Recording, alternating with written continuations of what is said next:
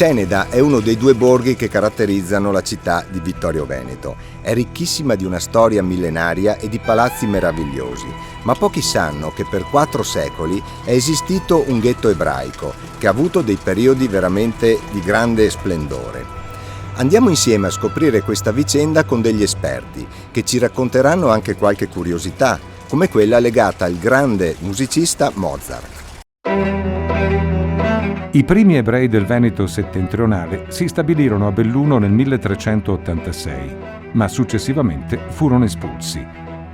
A partire dal 1597, nell'area di congiunzione tra via Daniele Manin, via Lorenzo da Ponte e via Beniamino Labbi a Ceneda, cominciarono ad insediarsi i nuclei familiari di ebrei provenienti da Conegliano, che si accordarono con il vescovo per aprire un banco dei pegni, cercando così di dare nuovo impulso ad una economia fortemente indebolita. A loro si rivolsero gli stessi bellunesi e cadorini. Ci troviamo nel ghetto di Ceneda e qui dietro, proprio alle mie spalle, c'è l'edificio dove era in funzione la vecchia sinagoga di Ceneda, che è stata trasportata circa 50 anni fa in Israele e oggi è al Museo Israel di Gerusalemme. Potete entrare dentro sia nella sala delle riunioni sia nel matroneo soprastante e ammirare tutti gli intagli dei ghirlanduzzi cenedesi.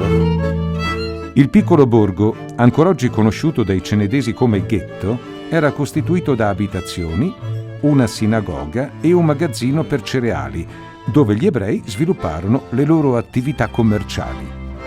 A poca distanza dalla sinagoga potete vedere alle mie spalle il palazzo dove arrivarono le prime famiglie ebraiche a Ceneda da Conegliano nel 1597, dove ci fu la prima sinagoga e dove nel 1749 nacque Emanuele Coneglian, più noto come Lorenzo da Ponte, librettista di Mozart, letterato e professore alla Columbia University di New York. La presenza della comunità andò a calare progressivamente, fino quasi a scomparire durante il secondo conflitto mondiale, ed oggi di questo mondo ci rimane ben poco. Ne sono un esempio i magazzini dei cereali.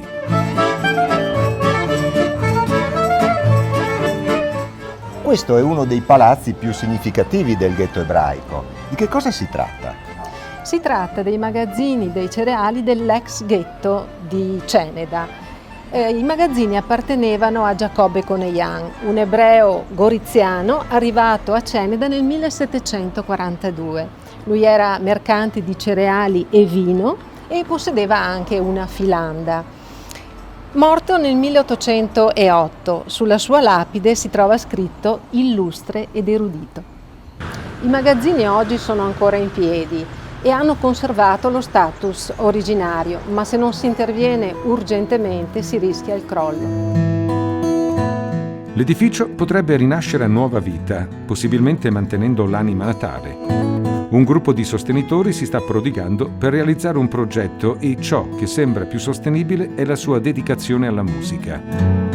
Oltre alla musica, si propone la creazione di uffici di collegamento con centri di ricerca avanzatissimi in ambito ecologico ed enologico, per andare verso un futuro sostenibile della coltivazione più importante del nostro territorio.